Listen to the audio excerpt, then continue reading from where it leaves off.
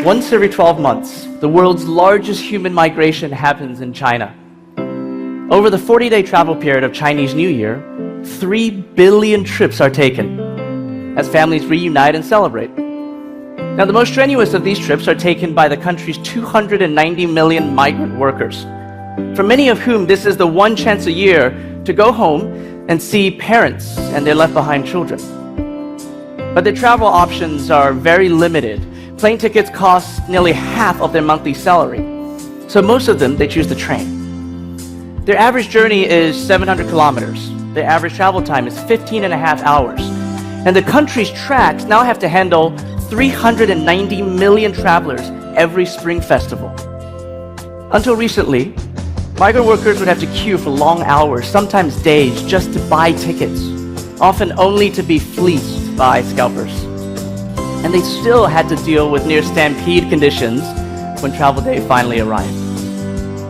But technology has started to ease this experience. Mobile and digital tickets now account for 70% of sales, greatly reducing the lines at train stations.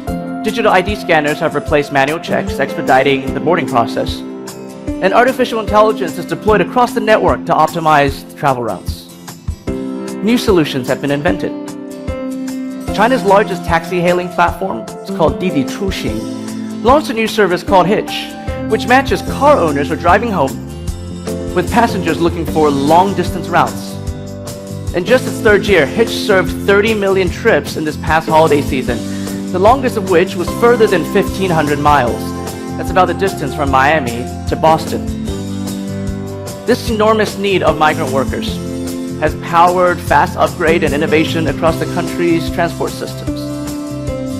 Now, the Chinese internet, it has developed in both familiar and unfamiliar ways. Just like in Silicon Valley, some of the seismic shifts in technology and consumer behavior have been driven by academic research, have been driven by enterprise desires, with the whims of privilege and use sprinkled in every once in a while. I am a product of the American tech industry, both as a consumer and a corporate leader, so I am well acquainted with this type of fuel. But about 1.5 years ago, I moved from my home in New York City to Hong Kong to become the CEO of the South China Morning Post. And from this new vantage point, I've observed something that is far less familiar to me, propelling so much of China's innovation and many of its entrepreneurs. It is an overwhelming need economy that is serving an underprivileged populace which has been separated for 30 years from China's economic boom. The stark gaps that exist between the rich and the poor, between urban and rural, or the academic and the unschooled, these gaps, they form a soil that's ready for some incredible empowerment. So when capital and investment become focused on the needs of people who are hanging to the bottom rungs of an economic ladder, that's when we start to see the internet truly become a job creator, an education enabler, and in many other ways, a path forward. Of course, China is not the only place where this alternative fuel exists, nor the only place where it is possible. But because of the country's sheer scale and status as a rising superpower, the needs of its population have created an opportunity for truly compelling impact.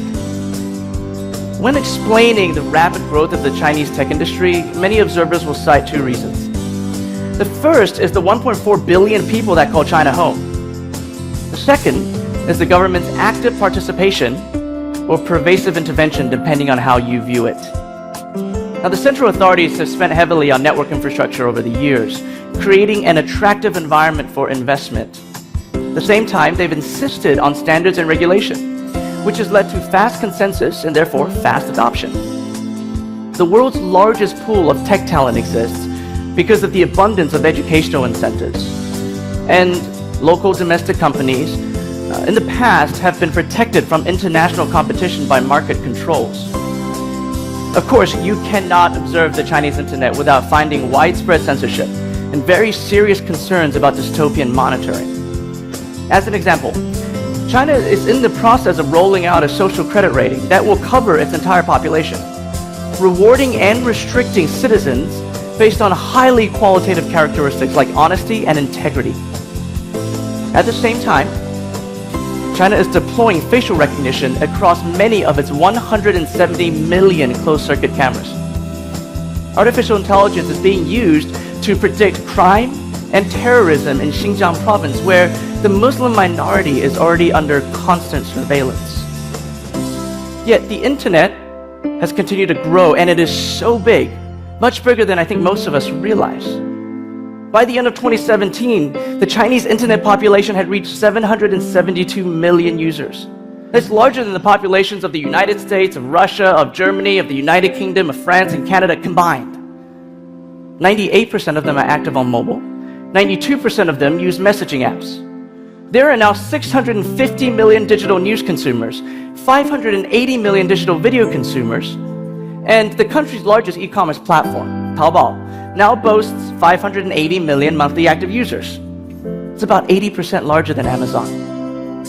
On-demand travel between bikes and cars now account for 10 billion trips a year in China. That's 2/3 of all trips taken around the world. So it's a very mixed bag. The internet exists in a restricted, arguably manipulated form within China, yet it is massive and has vastly improved the lives of its citizens. So even in its imperfection, the growth of the Chinese internet should not be dismissed, and it's worthy of our closer examination. In America, internet population or penetration has now reached 88%. In China, the internet has still only reached 56% of the populace. That means there are over 600 million people who are still offline and disconnected. That's nearly twice the US population. An enormous opportunity. Wherever this alternative fuel exists, be it in China or Africa, Southeast Asia, or the American heartland, we should endeavor to follow it with capital and with effort, driving both economic and societal impact all over the world. Just imagine for a minute what more could be possible if the global needs of the underserved become the primary focus of our inventions. Thank you.